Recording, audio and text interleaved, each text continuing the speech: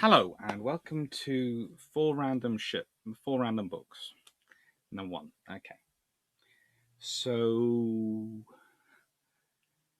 in honor of what I recorded today, which was the Battle of Texel,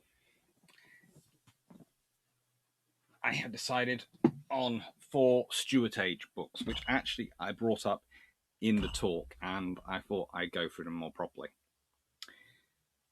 So, first of all, thank you for watching, and this is the point at which everyone watching Todd Cutler, he goes, "Hello, I'm Todd. This is Todd from Todd Cutler." Da da da da da.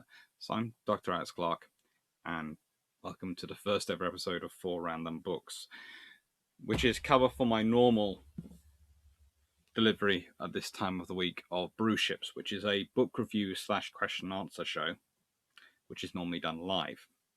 This is pre-recorded because this Sunday I'm somewhere where I can't do a live, so I don't want to let anyone down. So four random books, and I'm going to start off with Trevor Royle. Now, this is Trevor Royle's Civil War. And on the book, it says it says it's £16, and it says he also points out he's done a good book on the Crimea. But this is the Civil War, the Wars of the Three Kingdoms, 1638 to 1660, Trevor Royle. And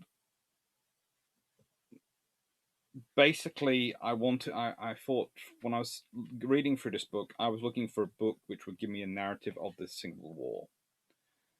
And the Civil War in the whole of the UK, not just the Civil War in England, because the Civil War was not just in England. It was spread all around the UK. And this book is really good for that. It's got some nice pictures in it, which is always nice to have. Not really necessary in this sort of book, but it's nicer to have them than not. So you get an idea of what the people vaguely look like. But honestly, when I bought this first, I was lucky enough to be going for a wander around Pendennis Castle down in Falmouth. And that brought it far more to life to me. But this book was very interesting for reading it through. He gives you a very nice understanding of the story, of the different personnel involved, of the context of what they're doing. And the context is always important because history without context is pointless. So this is really quite cool. And it has good quality maps, and it has some nice quotes in it. So let me see, is this the quote I was talking about? Yes. Yes. So, confessing that it had been wrong to ignore Rupert's advice, Charles then proceeded to give his nephew a set of orders which were both contradictory and confusing.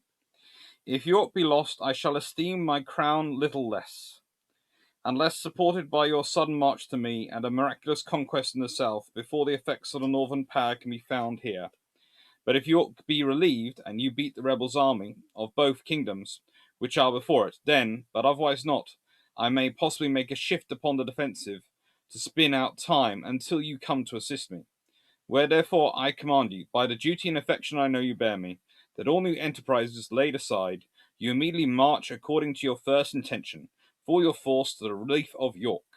But if that be either lost, or have freed themselves from the besiegers, or that for want of powder you cannot undertake that work, then you immediately march with your whole strength directly to Worcester, to assist me and my army, without which, or you having relieved York by the beating the Scots, all the success you can afterwards have must infallibly be useless unto me." Rupert is someone I give short shrift occasionally in his performance as an admiral and various other things, but his performance in the Civil War comes down to Charles I in many, many ways. Charles is everything he shouldn't be in a leader.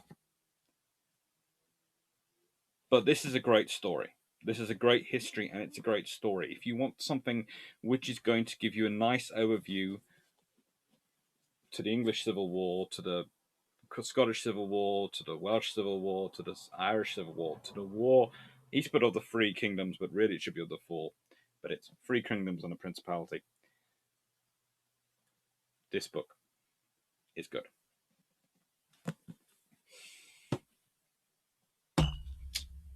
All right. So, next book. Cromwell by Antonia Fraser. Sort of a not-so-secret guilty pleasure of mine. Guilty because several of my history colleagues are not the biggest fans of Antonia Fraser because they feel she is too much of a historiographer, not enough historian in her telling, and probably because there's a healthy amount of jealousy because she outsells quite so many of us. But it really is a very cool book, and this is Cromwell, warts and all. This is Cromwell in his own words, and Cromwell in the words of others. This is Cromwell as a story of his life and his roles, of his triumphs and his failures. And of his successes. For example, Cromwell alone, with great vigour runs, sunlight the stages of succeeding suns, and still the day which he does not next restore is the just wonder of the day before.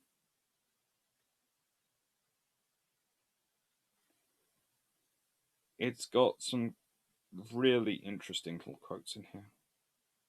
It's one of those books you just pick up and you just want to read a little bit and you end up reading the whole book. And Antonia Fraser is really good at this sort of thing. She really is an excellent writer, and yeah, I love this book. I love the pictures. The Battle of Naseby is especially well illustrated in this book, I always feel. Let's see. There you go. For some reason, if I zoom into the camera, it doesn't show up, but if I take it away from the camera, it does. Someday I am going to figure out this camera. But no.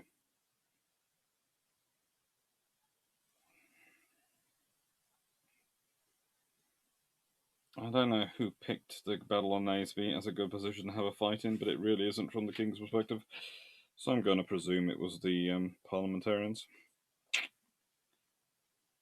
And there's this little note of Cromwell wrote before Naseby. I cannot, riding alone about my business, but smile out to God in praise, in assurance of victory, because God would, by things that are not, bring to naught things that are.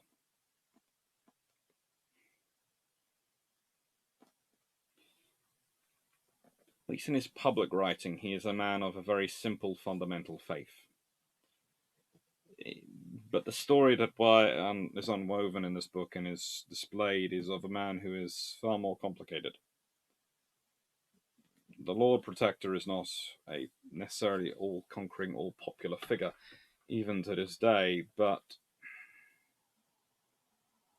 he certainly bears more discovery and discussion than is necessarily allowed to him, and he's certainly far more colourful than is necessarily allowed to him, with sort of some of the traditional portrayals.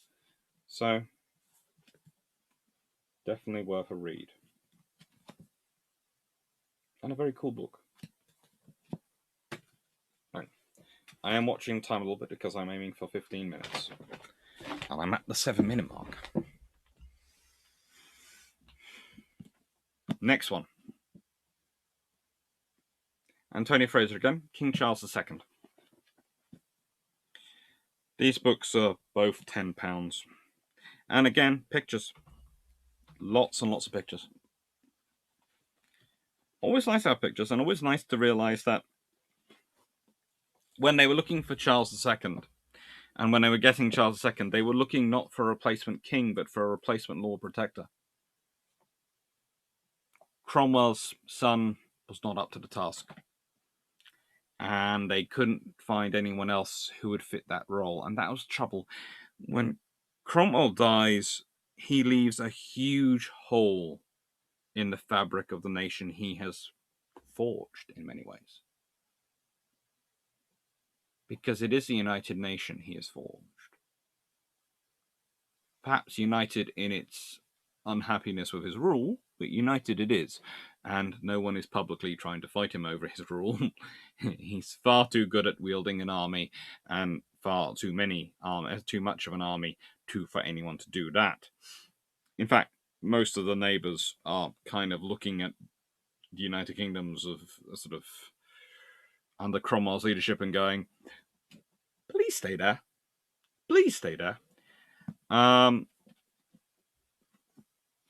Charles II would ultimately be more successful at reconciliation and probably bringing a nation together,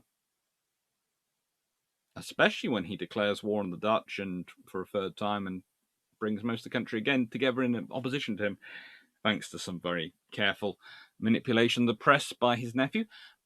But what Charles isn't as good as is a foreign policy and military leadership, really. He does have a few successes, and he's better than the other options, but he's no Cromwell. In fact, when you go to this book, which is The Stuart Age by Barry Coward, which is possibly one of the best textbooks written on this period,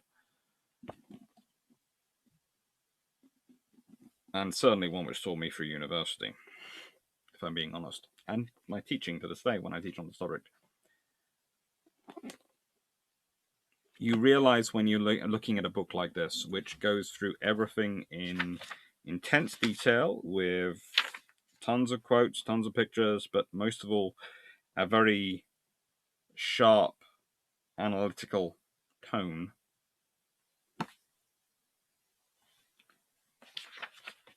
You start to realize how different things are, and you also start to realize how long the Stuart Age is. And it goes on to Queen Anne and William III, of course, and Queen Mary. The issues between the Reformation, between all the things going on, it brings up and it goes through in detail. It's a very good long view. If you are looking for something which is going to give you instantaneous detail on every single part of that period, this is it. It's a political, social, economic history of the Stuart Age. It goes through the Civil War. Its chapter titles are things like Part 1, Early Stuart England, the Economy, Society in Early Stuart England, and the Elizabethan Constitution, which is more important than almost any other factor in the politics. Because the Elizabethan Constitution is seen as the sort of pinnacle of a settlement. It isn't really. It's a fudge, and it causes most of the trouble. But it's also lionized far beyond what it needs to be. The problems of James I, which largely are what lead to the issues of Charles I. But Charles I is less able by the politics and is dealing with a less favourable scenario than James I. So Charles I ends up gone. And then you have Cromwell. And then you have the Reformation.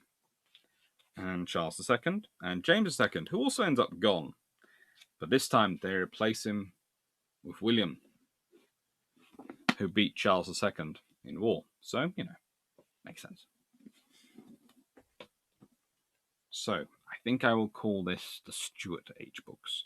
And those are some 4 random books. I hope you enjoyed them. I hope you like, share, and subscribe. These will come up whenever I'm not able to do normal brew ships. 4 random books will appear. So, hope you enjoyed it. Thank you for watching, and take care. And please put any questions below. I should remember to put the details and things below, especially as I'm recording this so far in advance. Thank you.